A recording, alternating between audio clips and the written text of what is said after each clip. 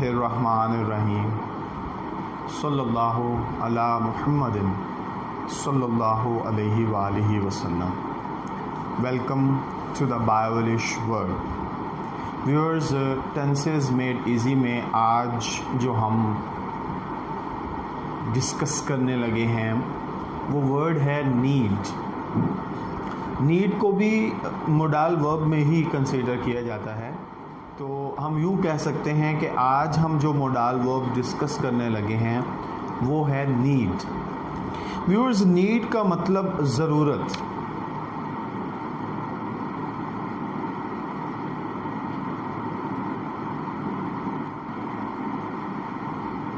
ज़रूरत नीड जो है वो व्यूअर्स दो तरह के यूजेजेस इसके हैं। एक, ये सिंपल जुमले में इस्तेमाल होता है ज़रूरत के लिए, ठीक है जी। और दूसरा जो है ना, ये फ़िक्रे में दूसरे पहलू के तौर पर भी इस्तेमाल होता है, जिसे अब हम डिस्कस करेंगे। लेकिन इसको डिस्कस करने से पहले मैं आपको कुछ चीज़ें इसकी बताऊंगा। सबसे पहले हम इसका फार्मूला देखते हैं। तो फार्मूला जो है व्यूअर्स,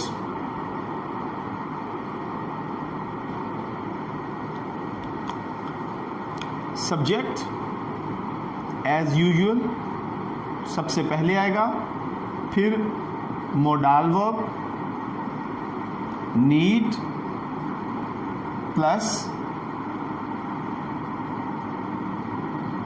वर्ब की first form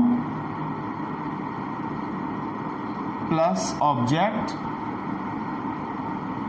plus RP full stop के साथ। व्यूअर्स, सब्जेक्ट जो है ये क्या कहलाता है?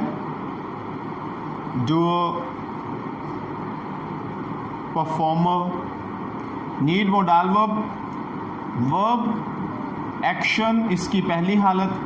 अब यहाँ पर जो बात काबिल गौर है व्यूअर्स, इसे आप नोट कर लीजिए कि अक्सर ये होता है कि जुमले में नीड को इस्तेमाल करते हुए उसके बाद टू जो है स्टूडेंट्स इस्तेमाल कर देते हैं। अक्सर गुफ्तगू में बोलते हुए नीड के बाद टू का लफ्ज़ इस्तेमाल किया जाता है। तो ये बात काबिल गौर है कि नीड के बाद हम टू का इस्तेमाल नहीं करेंगे।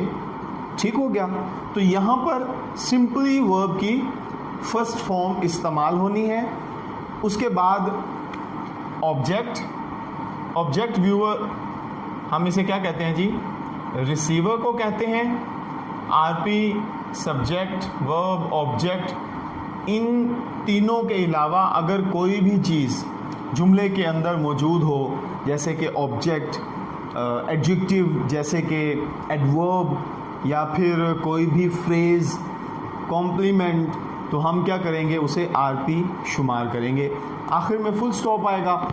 इसका जब नेगेटिव बनेगा तो व्यूअर्स नीड के बाद नॉट का हम इजाफा कर लेंगे, और इसको हम जब इंट्रोगेटिव में लेकर आएंगे तो हम नीड जो है वो फिक्रे के शुरू में लेकर आएंगे। अब व्यूअर यहाँ पर दो बातें हमने डिस्कस करनी है। एक ये कि अगर प्रेजेंट टेंस में, प्रेजेंट इंडेफिनिट में हम लोग ही, शी, इट और सिंगुलर नेम, वो चाहे पर्सन हो या प्रोफेशन नेम हो, हम क्या करते हैं व्यूअर्स? एस और ई एस का इजाफा करते हैं। तो अगर नीड की ज़रूरत हमें पेश आती है प्रेजेंट टेंस में, तो हम ही, शी, इट, सिंगुलर नेम, वो चाहे पर्सन का नाम हो या प्रोफेशन नेम हो, हम एस का इजाफा नहीं करेंगे। तो ये बात भी आप नोट कर लीजिए कि हम ही, शी, इट, सिंगुलर नेम, वो चाहे पर्सन हो या प्रोफेशन हो, हम एस का इस्तेमाल नहीं करेंगे। और इसी तरीके से जब हम इंट्रोगेटिव बनाएंगे तो हम डू, डज या डिड जो है इसका इस्तेमाल नहीं करेंगे। ठीक हो गया व्यूअर्स। एक इसका और यूजेज है, वो भी मैं आपके सामने रखता हूँ। तो वो जो है उसमें क्या होता है कि नीड के बाद अगर हैव आ जाता है, चूँकि नीड मोडाल वर्ब है और मोडाल वर्ब के बाद एक्चुअल फॉर्म आती है, तो अगर नीड के बाद हैव आ जाता है तो फिर हम वर्ब की थर्ड फॉर्म इस्तेमाल करेंगे हैव की वजह से। ठीक हो गया। और उसके साथ साथ मैं आपको एग्ज़ाम्पल्स एक दो करवाऊंगा जिसमें नीड जो है वो फ़िक्रे के अंदर, मतलब मीनिंग के तौर पर, जब जहाँ पर फ़िक्रे में ज़रूरत का मतलब होगा तब भी इस्तेमाल होता है। तो सबसे पहले व्यूअर्स हम इसकी एग्ज़ाम्पल्स देखते हैं।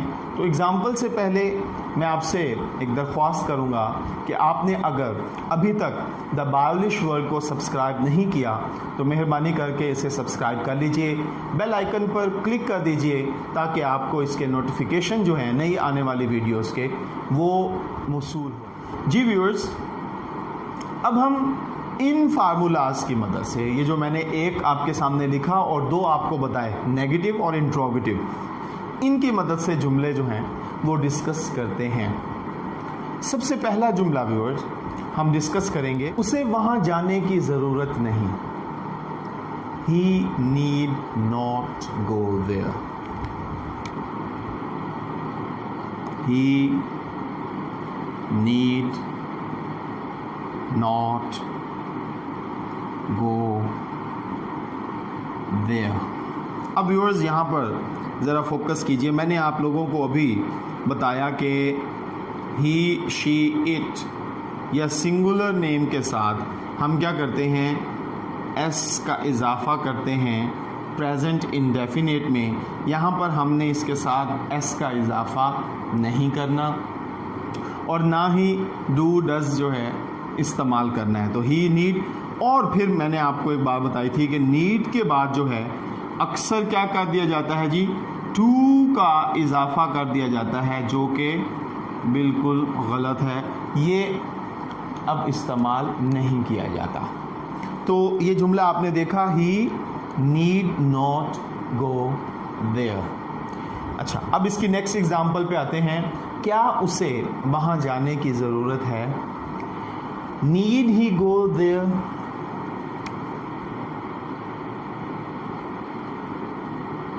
Need he go there. तो ये चूँकि सवालिया जुमला था तो हमने आखिर में क्वेश्चन मार्क लिखा और शुरू में मोडाल वर्ब को ले आए। तो मैंने ये भी आपके सामने एक बात डिस्कस की थी कि व्यूअर्स हम डू, डज स्टार्ट में नहीं ले आएंगे, हम मोडाल वर्ब को ही फिक्रे के शुरू में इस्तेमाल करेंगे। अब जो मैंने आप लोगों को एक बात बताई थी कि अगर नीड के बाद एक्चुअल फॉर्म आ जाती है हैव, तो हम उसके बाद वर्ब के थर्ड फॉर्म परफेक्ट के लिए इस्तेमाल करेंगे। जैसे उसे वहाँ जाने की ज़रूरत नहीं थी, he need not have gone there. He need not have gone there. अब व्यूअर्स इसमें देखिए, एक तो हमने ही के बाद नीड्स नहीं किया, ये हम बात डिस्कस कर चुके हैं, यानी कि हमने इसे नीड्स नहीं किया। उसके बाद हमने टू नहीं इस्तेमाल किया, ठीक है। अब नीड के बाद हमने क्या किया जी, एक्चुअल फॉर्म इस्तेमाल की हैव की। अब यहाँ पर हैव की मौजूदगी परफेक्ट को शो करती है और परफेक्ट में हम क्या करते हैं जी, वर्ब की तीसरी हालत जो है वो हम इस्तेमाल करते हैं। तो यहाँ पर आपने देखा कि जब नीड के बाद हमें हैव की ज़रूरत इस्तेमाल होगी तब हम क्या करेंगे, वर्ब की थर्ड फॉर्म इस्तेमाल करेंगे। तो व्यूअर्स ये इसकी चंद मिसालें थी। अब मैंने आपको बताया था कि नीड जो है वो फिक्रे में एक वर्ड के मीनिंग के तौर पर भी व्यूअर्स इस्तेमाल हो सकता है। जैसे मुझे इस किताब की ज़रूरत नहीं, I do not need this book. I do not need this book. अब आप देखिए ये जुमला इन जुमलों से मुख्तलिफ है। जैसे कि मैंने बिल्कुल आगाज़ में बताया कि need as a modal verb जब इस्तेमाल होगा तो तब हम उसे इस सेंस में लेंगे कि उसके बाद ना तो हम टू का इस्तेमाल करेंगे और ना ही हम डू का इस्तेमाल करेंगे इंट्रोगेटिव में। लेकिन जब हम नीड को एक वर्ड्स के मीनिंग के तौर पर जुमले के अंदर इस्तेमाल करेंगे तब हम फिक्रे की तरतीब हमारी कोई और होगी। जैसे कि आप देखें कि इसमें ये क्या जुमला था, डू नॉट। तो डू जो है व्यूअर्स ये हेल्पिंग वर्ब है प्रेजेंट इंडेफिनिट का, डू। तो मनफी जुमला है तो डू नॉट आ गया, आई डू नॉट नीड। अब यहाँ पर नीड जो है ये सिर्फ ज़रूरत के मीनिंग के लिए है, ठीक है जी। तो व्यूअर्स ये नीड जो है मोडाल वर्ब जिसे हमने मुख्तलिफ़ एग्ज़ाम्पल्स के साथ आज डिस्कस किया। मैं उम्मीद करता हूँ कि आपको इस लेक्चर की समझ आई होगी। अब आपने मज़ीद इन फार्मूले को और इन एग्ज़ाम्पल्स को देखकर व्यूअर्स आपने प्रैक्टिस करनी है और प्रैक्टिस से ही आप परफेक्ट बनेंगे। अल्लाह हाफ़िज़।